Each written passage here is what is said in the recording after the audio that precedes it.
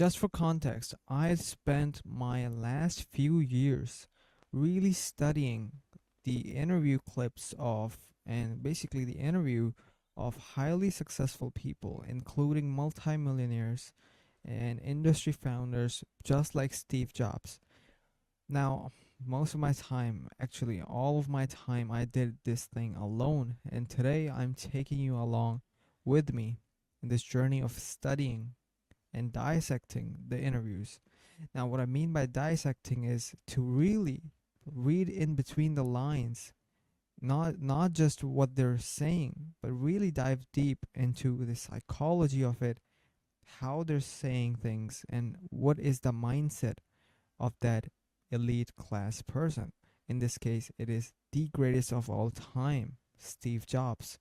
Now, this is 1991. Let's see how Steve Jobs behaves and acts, and what is his personal philosophy and the thought pattern behind this legend. Let's see what we can take away from this.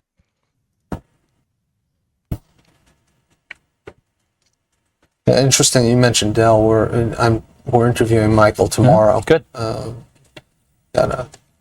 of my associates is down in Austin, and I mean, did you see the time into R&D? Yeah. Driving up his costs, Right. so he's going to be.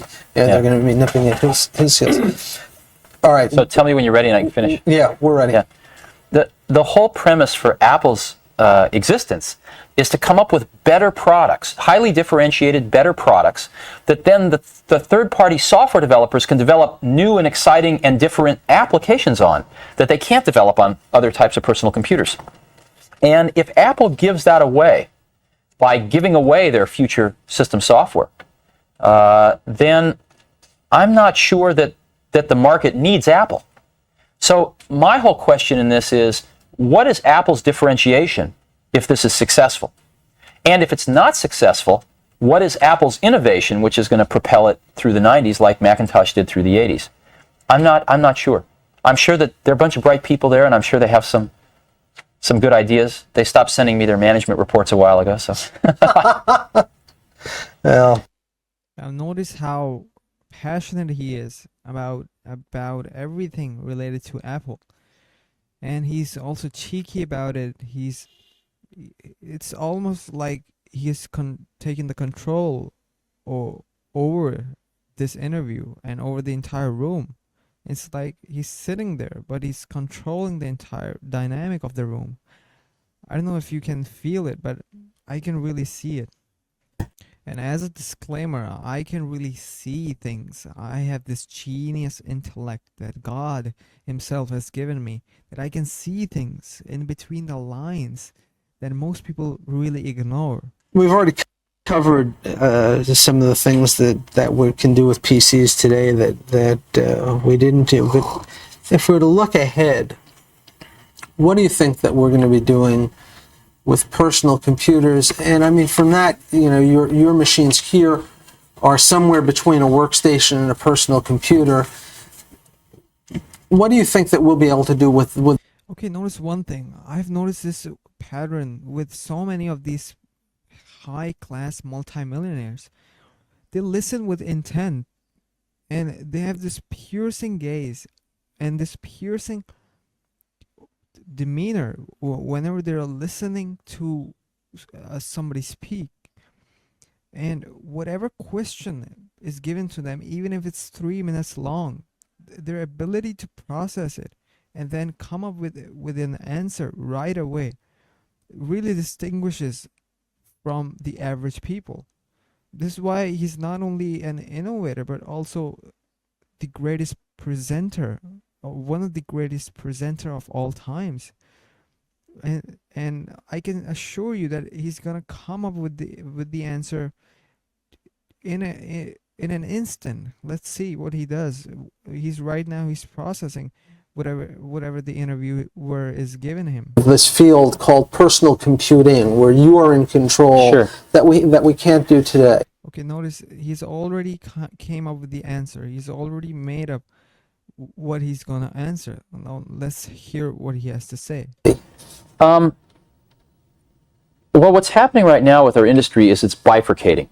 All current generation personal computers, all IBM PCs, most of the current Macintoshes are all going to go portable. They're all going to be smaller, all portable. Within 2-3 years, everything will be portable. And yet, customers are also demanding at the same time more power. And more power falls into 3 or 4 areas. People want large color screens that they can put photographs on. Ask anyone in the upper part of desktop publishing as an example. People want motion video. People want to be networked with very high-speed networking, at least Ethernet speeds. And people want to be sending all of this rich media around the network. Unfortunately, this second class of product cannot be made portable. So Now, listen how much he knows his market. He knows, well, even if you don't know anything about computer, if you don't know anything about the history of Macintosh, I also don't know all of that. I wasn't born whenever all these developments were happening, right? So let's assume you and I both are beginners. We don't have any prior knowledge. We're just here to dissect the mindset and the thought pattern and really the way they operate. These people, we're here for that and not for the other things, not for the knowledge. Yes, sure, we'll get the knowledge, and it's good that we take away a bit of knowledge and a bit of these facts about personal computer and the development of computers, but it is essential to really grasp how they think and how their mind works. And in this case, you can see that he has a very, very good understanding of his market. He knows that the people want colored images on their portable computers. So at that time, I'm assuming that computers were bulky, and he knew exactly what the market demanded, and he knew that people wanted to exchange their multimedia, and that's why you need to serve the people, and the person who has the most amount of knowledge of his own market, he's the one who dominates that market. what I see is I see our industry bifurcating where the current generation of products are going to be portable and the next generation of products, these very powerful, highly networked color machines, are going to be desktop machines. And that's where I think we're going. Now, what is going to be the new breakthrough that causes the next spurt of growth in our industry? Just like spreadsheets did in the early 80s, desktop publishing did in the late 80s. And again, I come back to interpersonal computing. I think personal computing. Now, see that he has really great knowledge of the history as well.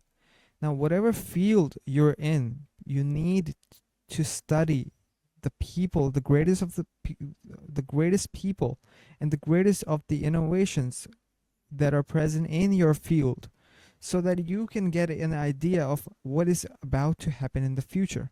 Because history repeats itself, and he knows this because he's gone back to understand about the longevity of spreadsheets, and now he's correlating that idea with something else, which is computer. So any of the idea that has been present in history, it can be extracted and used, and if it worked back then, it's bound to work right now as well.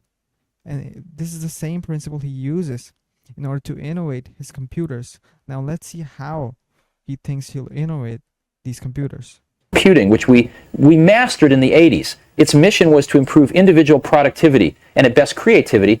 And with over 50 million personal computers shipped in the 80s, it worked. The next thing for the 90s, though, needs to be more. Improving individual productivity isn't enough anymore. The real competitive advantage in the 90s is going to come. Now, I'm sorry to just interrupt his amazing speech in between, but I really wanted to pause here to tell you that he understands that some people might assume that some sort of innovation, which I refer to as a small innovation, is okay, and they can scale with the same amount of innovating. And for the masses, it seems like only this amount of innovating is enough. But real innovators, real people who are visionary, who have this God-gifted ability to see the trends, to see how the market is shifting. They can see that this form of innovation, this small packet of innovation, is what everybody will latch on. So they need to innovate even more, and that is where they're gonna have the edge, and they're gonna dominate their field. Because if everybody's innovating with this amount of packet, then they're gonna be the same in a few years. That's why they have to outmaneuver them and really outperform them, thinking about the long-term goal. And that is what he's trying to say, that it's not acceptable for him and for visionary people like him to just innovate a little bit. They need to go beyond what other people are thinking. From improving group productivity and collaboration, improving group productivity. And that is going to be achieved through interpersonal computing, using the same desktop tool that revolutionized analysis and planning with spreadsheets, that revolutionized publishing with desktop publishing, using those same tools to revolutionize human-to-human communication, collaboration, and group productivity. Now, did you notice how he spoke all of that? Did you notice that? He spoke with cadence, and cadence makes you a better presenter. Now, whatever information you have, whatever knowledge you have, if you speak it in a way that you talk to your friend on the phone, oh, innovating is something that is good, but if you're always in a hurry, if you're eating up your sentences, and if you're not leveraging pauses, other people will think you're an average person. Notice how he presented all of these things in a really good structure. And then he added a bit of pause. And all of it is happening really subconsciously. He's a master of it. But to the person who's interviewing him and to us listening, it just resonates with us, and it just elevates him as a person of authority, really. If I rewind and listen to it, how he spoke the entire sentence, listen to the gravitas he has with the way he spoke that. Computing, using the same desktop tool that revolutionized analysis and planning with spreadsheets, that revolutionized publishing with desktop publishing, using those same tools to revolutionize human-to-human communication, collaboration, and group productivity. And I think that is going to be the third revolution of the desktop computer in the first half of the 90s. Are you a fan of Lotus Notes? Brilliant. I think we're about 3 or 4 years ahead of that kind of thing with Next now. That's why a lot of people are buying our stuff. We have something that's Way pretty beyond. remarkable, yeah. Now, notice how confident he is. And you might even associate this confidence as a bit of cockiness. But notice how this confidence, he is confident because he has sold more than whatever he's referring to, the next company. But even this confidence is really remarkable, because even when he had nothing, it represents that he might had the same amount of self-confidence back then as well, and he might appear pretty cocky, and now the numbers are up, and now he was successful in 1991 as well. But this confidence is the representation of the self-confidence he had when he had nothing. And that's why you need to have, in a closed room, when you're by yourself, you need to have the confidence and the self-belief that you're gonna outcompete anybody in your field, and that is crucial. So Lotus Notes is okay, but it starts off with a PC, so you have a lot of the inherent limitations. Did you have any idea early on, say early 70s, even the late 70s, early 80s, that the PC was going to have such a dramatic impact on the entire structure of the computer industry? Sure. Again, what's hard to remember is that by 1979, when we were at Apple, we were already shipping more computers measured in units than IBM was. Remember, IBM was only shipping big mainframes and a few attempts at mini computers. We were already shipping more computers in unit volume in 1979 than IBM was. Now notice how much he knows about his competitors as well. He knows everything from his own market to the history of all the computers, of all the things that went on before Apple came into being, and what his competitors are doing and what the numbers of his competitors are. He has the idea, he has the entire idea, and so he can compare and then outcompete these other people. So the thought occurred to us, certainly by then, that this was going to have a staggering effect because of the unit volume. If we're to come back to you in 5 years for the 15th anniversary of the PC, what among the companies that are out there now do you think may well go away, and which amongst them that are, somewhere in the also-ran pack do you think may be running up front? Well, next. Let me correct I think a mistaken impression that you articulated. I don't think this is the 10th anniversary of the PC. I think it's the 15th anniversary of the PC, or maybe the 14th, because the first modern PC as we know it appeared in 1977, and it was the Apple II. Right, he knows the entire history. He knows what he had done, what Apple had done, and what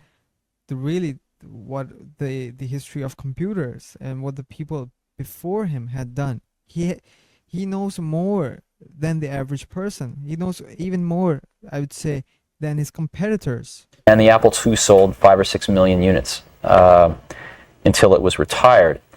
And IBM entered the PC business with their products, which turned out to have a very large effect. But nonetheless, there was, the course had already been plotted in 1981. So I think it's the 10th anniversary of IBM's entrance into the PC market. 5 years from now, let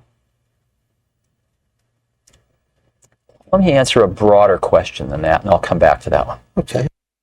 Notice how he's thinking in layers. He's not thinking linearly. And the interviewer has asked him one question. Now he could just answer it just like normal people do. But he's thinking in these multi-dimensionally.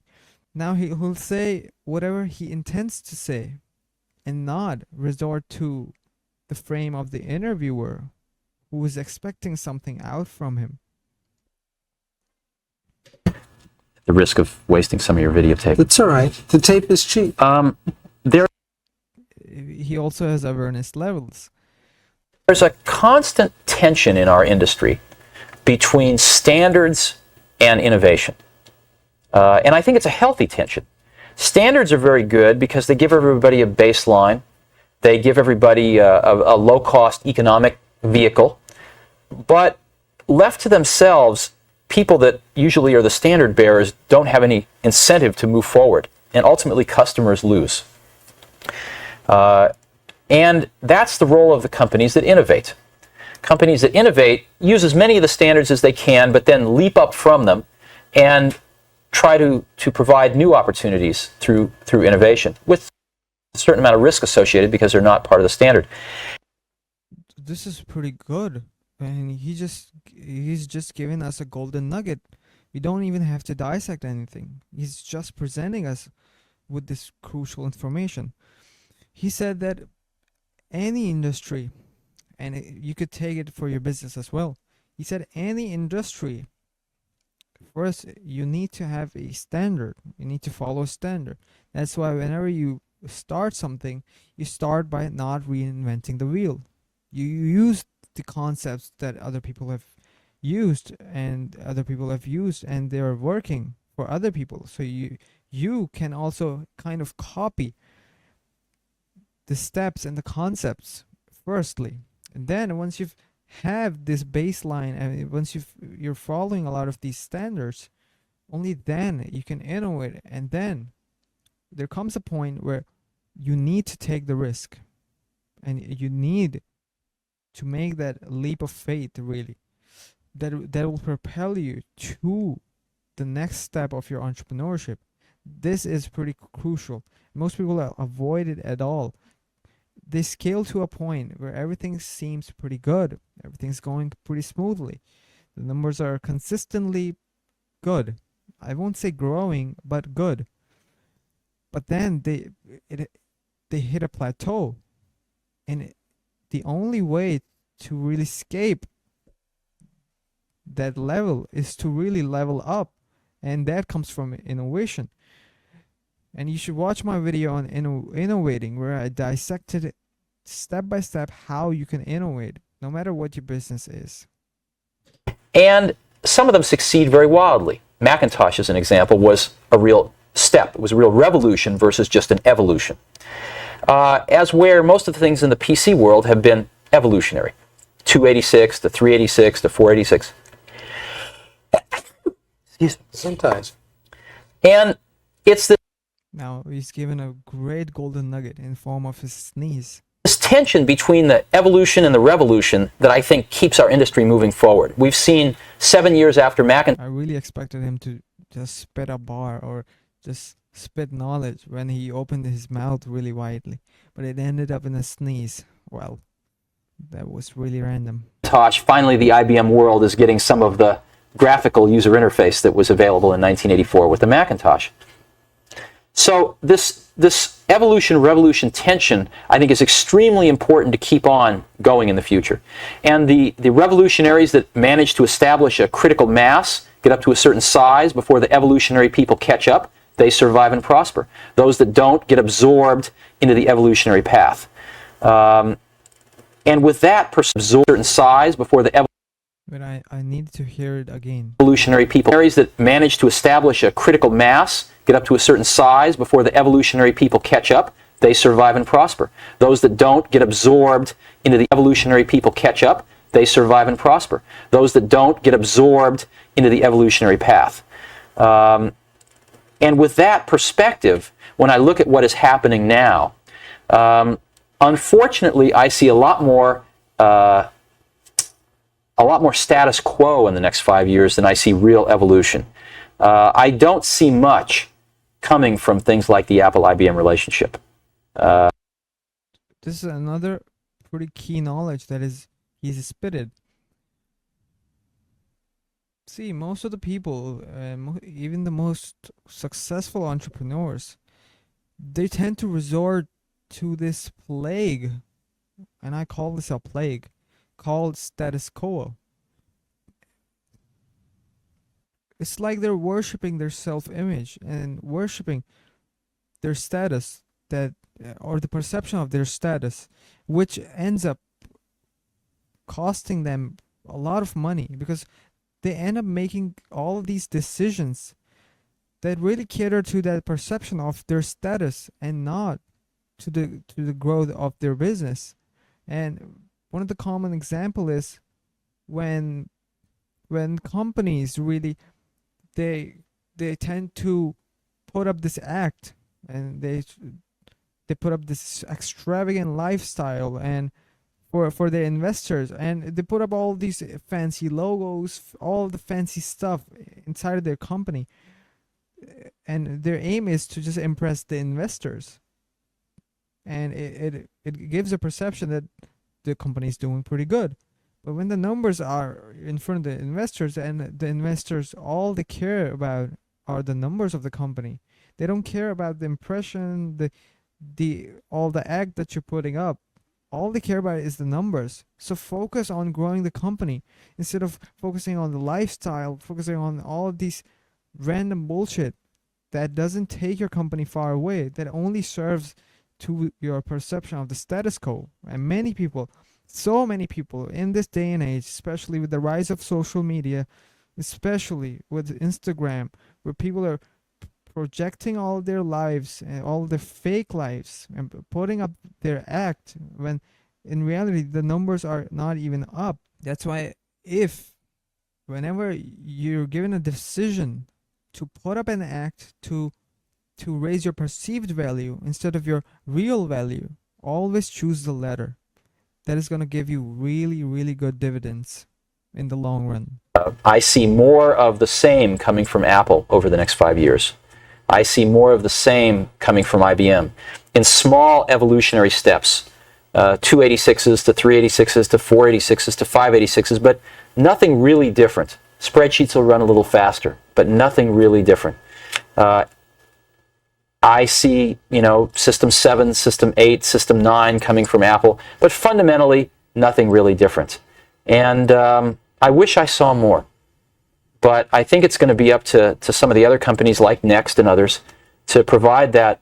Notice how he uses the word I see and I wish I could see. I wish I saw. Notice how he is literally a visionary. He can see the entire vision, and he can see far away with the computers that are gonna line up in the future. So you need to have this concrete image inside of your own head of where you'll be in the next few years. That revolution in the next 5 years, which 5, 6, 7 years from now, the standard bearers can catch up to, just like we saw the PC world catch up to Macintosh 7 years later. And when we think about long term, most people think about 6 months or maximum a year. But he's thinking about 5, 6, 7 years at minimum. That should be the minimum requirement of how far you can see. Let me ask you something that may I can say that more articulately if you want me to. Well, no, I think... See, he's such a good speaker that he knows his ways. He knows that he can present the same information with more articulation in, because he manages a lot of team, and team requires communication. And the more articulately you speak, not only you convey the information in a way that people really absorb that information, but also it puts you up in this authority, like I mentioned before, and people look up to you, and your employees, they don't want to disappoint you, and whenever they're working towards this vision, all they can hear about and all they can see is the vision that you've instilled inside of them through that articulation. This is one of the things he's a master at. That covers fairly well. One of the questions I have, I saw the Xerox Star system over a decade ago, I guess it was, with document context architecture. Mm-hmm. Why hasn't the personal computer developed along those lines until really the Go operating system, where you can touch and essentially be doing the spreadsheet in one document, touch, and then you're doing graphics in the same document without having to open new applications and so on. I mean, I know that the power wasn't there initially, but now it is. Notice how he doesn't rush to answer the question. He takes his time. He's formulating the ideas into this articulate sentence. Even if he's not trying to think about the articulate part of it, he's thinking he has absorbed the information. Now he's thinking of the answer in this multidimensional, layer by layer system.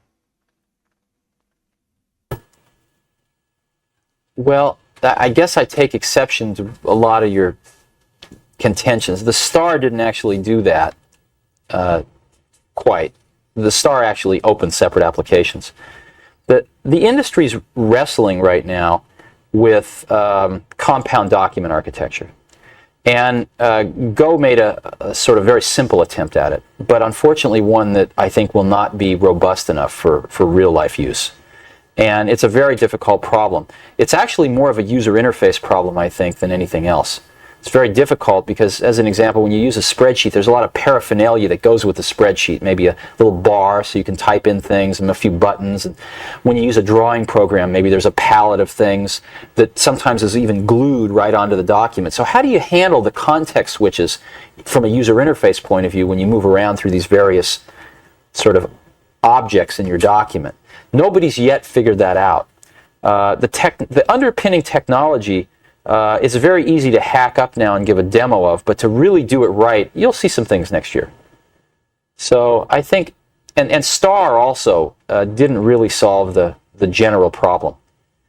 Notice how he not only has ideas and not only knows his competitors, but also knows the shortcoming of his competitors and of other things happening around in his industry. He knows what are the problems that are rising in his industry which needs to be solved. And most people really ignore it, and they tend to solve only the problem in their industry. But he's looking at all the people, these companies, all the things that, like you mentioned about Go. He's mentioned how Star has the problem, how Go has the problem with a certain thing. I'm not talking about in context or specific knowledge or in the context of what he's saying, but generally speaking, he knows the industry and his competitors and the people on the other side, what the problem they have. Remember that all the applications on Star were written by Xerox. Oh, I know. I mean, So- I didn't want to get into the Yeah. whole question of what they did wrong in that. No, I was just the point I'm trying to make is it's very easy to do something when you write all the applications, because then every application can know about every other one. And in general, a company turns out 5 or 6 applications and they all know about each other, and you can give a great demo with these apps. But the real key is to come up with an underlying structure that'll let third parties who never talk to each other have these capabilities within their apps. And no one's yet done that. No one has yet done that well. And I think you'll see some of that next year. how much. One of the pieces that we're doing is going to be about as much as we ever get into things like personalities. Uh-huh.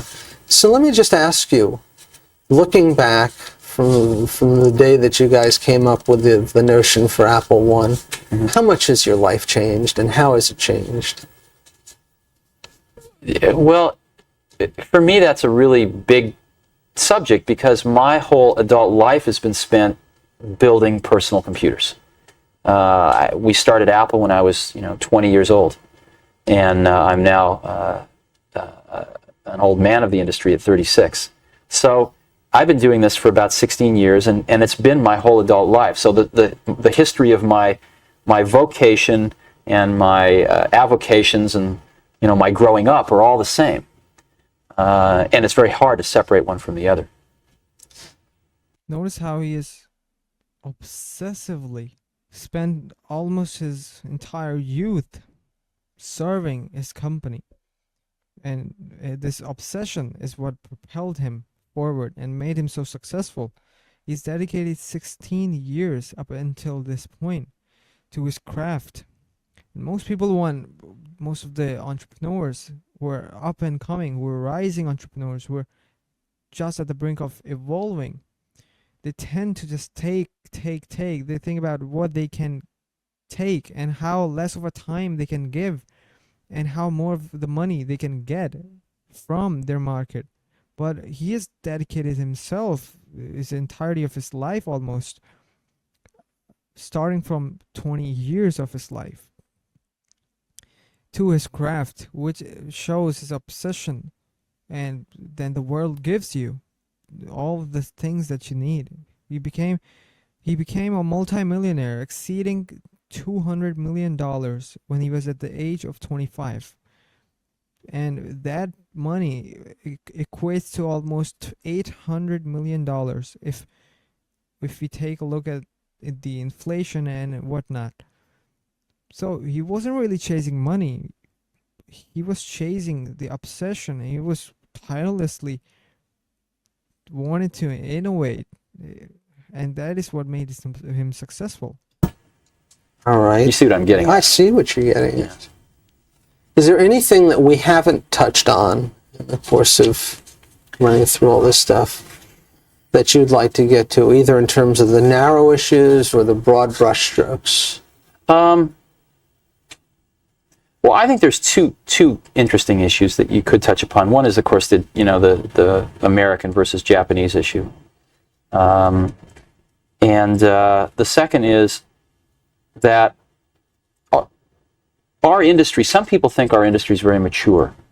And they think there's going to be, rapid consolidation and very few companies left over, and it's pretty much very predictable from here on out. Which is that point of view I do not share at all. I think we're about 1 inch down a road that's many miles long, and that every time there's major technological innovation, there's a tremendous opportunity for new players, for a reorganization of the industry to occur. And I think that there is certainly as much opportunity for innovation in the next 5 years as any 5-year period I've ever seen in our industry. And I think there's just as much opportunity for new companies to come along, for new approaches to be taken, and for customers to get much better computers 5 years from now than they have today. So I'm pretty optimistic. And I think we all need to remember that we're just in the infancy of this revolution.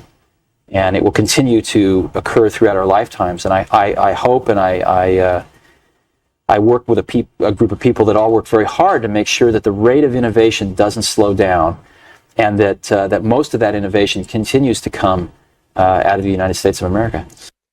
Notice how he doesn't just build stuff, and he isn't just obsessive over his computer, which were Macintosh.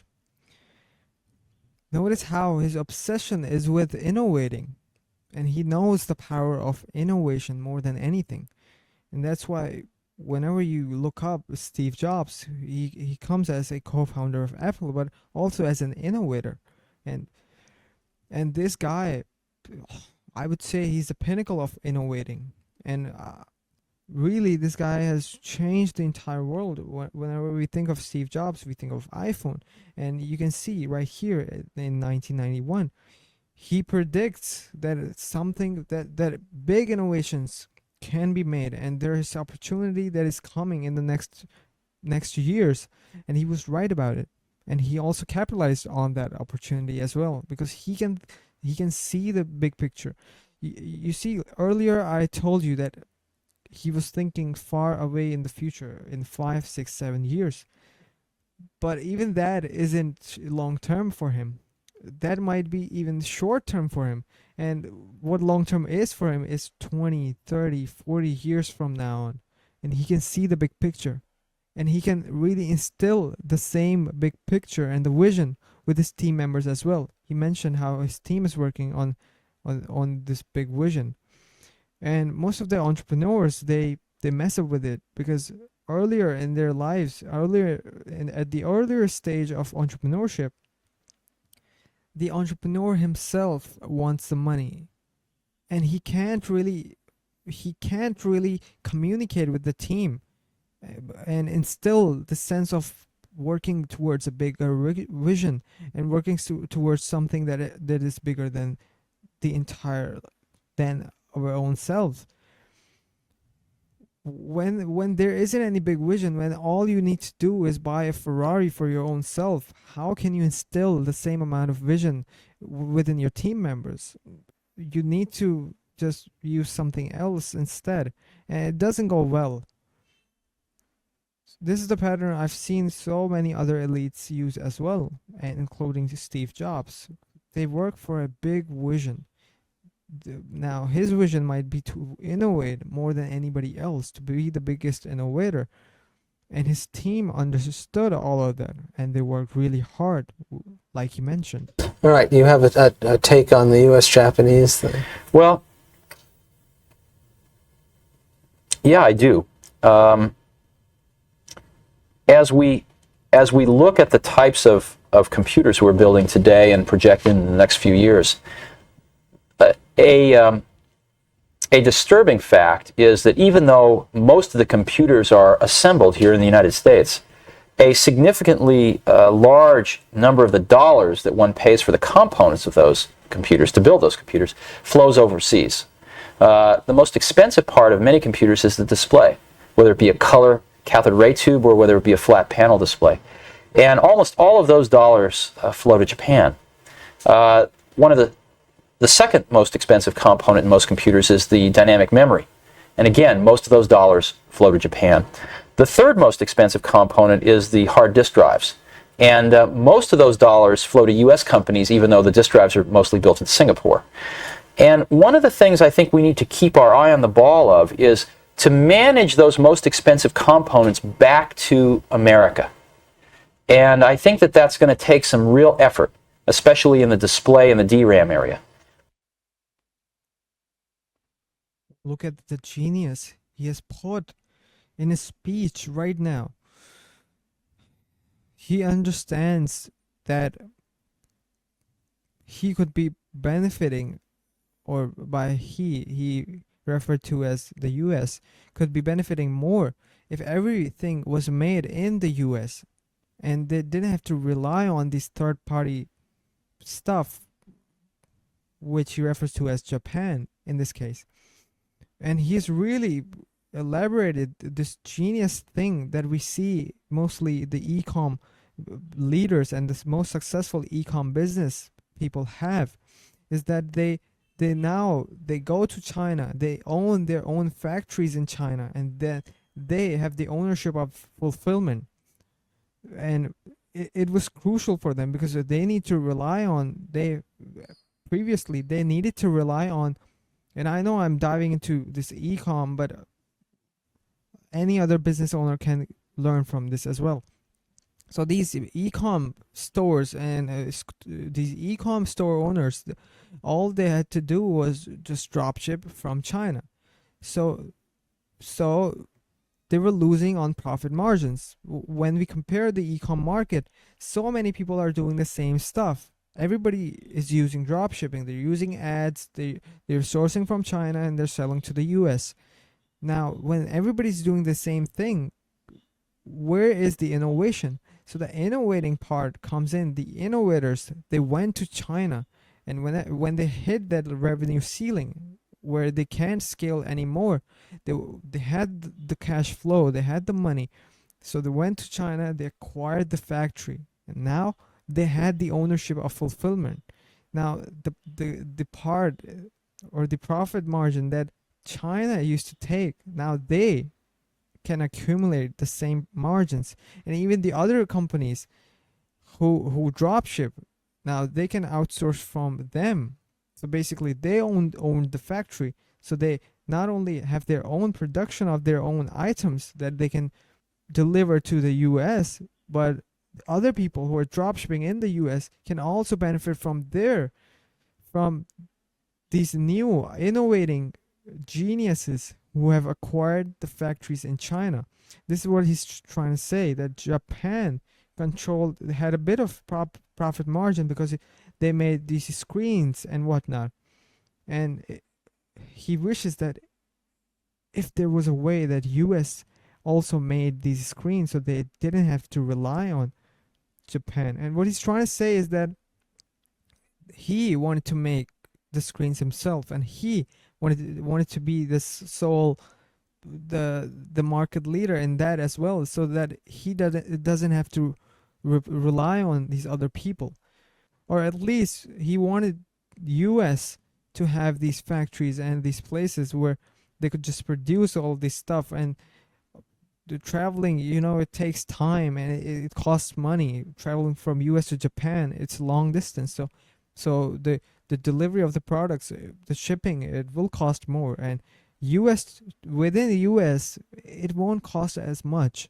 So he's thinking about these long-term gains, and he's thinking about how he can not only get more money but also save more money. He's a true businessman.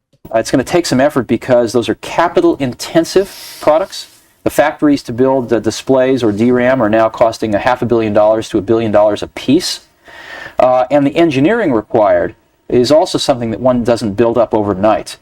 But it's, I think, essential that we don't continue to be hollowed out as an industry, where even though the assembly of the final products, the printing of the manuals, the bow on the shipping carton gets tied here in the US, most of the dollars don't get sent across the shores. You're in a very fortunate position because you are privately held. Mm-hmm. and you don't have to worry about the quarter-to-quarter problems that some of your publicly traded brethren Right. have to worry about. How much of what you're talking about is a result not so much of the advances being made by the Japanese, but by the impediments that exist in the American capital structure in terms of investment disincentives for long-term capital holdings, in terms of the quarterly outlook of the Wall Street analysts and so on? That's a mouthful. Well, I don't really buy that argument, and let me give you some reasons why. If I'm going to build a factory and it's going to cost $100 million, that factory doesn't get written off the minute I build it. That factory is an asset on my books, just like cash in the bank is. It gets depreciated over many, many, many years. So that decision to build that factory doesn't really affect my earnings statement. It affects my balance sheet because I take $100 million of cash and put it into a $100 million factory. But it doesn't affect my earnings and shouldn't affect what Wall Street views are my prospects or my results. And I think that the real problem has not been with Wall Street. It's been with the management. Notice how he knows the intricacies of the legal system as well. So he knows what asset is protected and what goes in the entirety of the legal system. And as a business owner, as an entrepreneur, you must know, you must have the knowledge of the legal system, of the entities you're in, and entirety. Just get in touch with a good lawyer, pay him tons of money, and learn from him. Just ping him, ask a lot of questions, just clear your mind with the legal system, so that you have the knowledge at all times. It is crucial to have legal knowledge, because anything can go wrong and you wouldn't know what to do, and you wouldn't know where the numbers are going. Of our industry.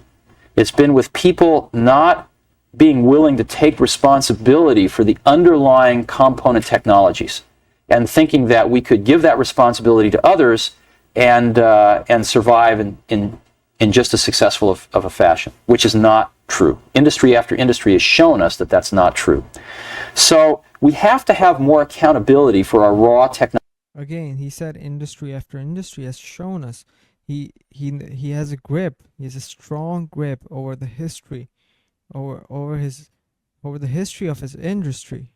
That rhymes, but it works as well. So whatever field you're in, pay attention to what happened before. Pay attention to what had worked before, because history will repeat itself, and you can be the one who can repeat the good history. Technologies, and not just assume that we can be the final packager at the end, because ultimately the providers of those components don't need the final packager at the end. Ultimately they can go directly to the consumer, and they have relationships with the consumer already, as Sony does and others in Japan. I mean, so Sony, the builder of the next Apple portable, next Mac portable? Ask John Scully. I'm going to. So I don't really think saying it's Wall Street is too easy. We've got Apple, we've got IBM, and many other computer companies with hundreds of millions, if not billions of dollars in the bank in cash. Raising the capital is not the problem, and Wall Street is not the problem. The problem is that in many cases, the management of our companies is not from an engineering or manufacturing background anymore, and may not appreciate the dependence we have on these underlying technologies. Is where if you go to Japan...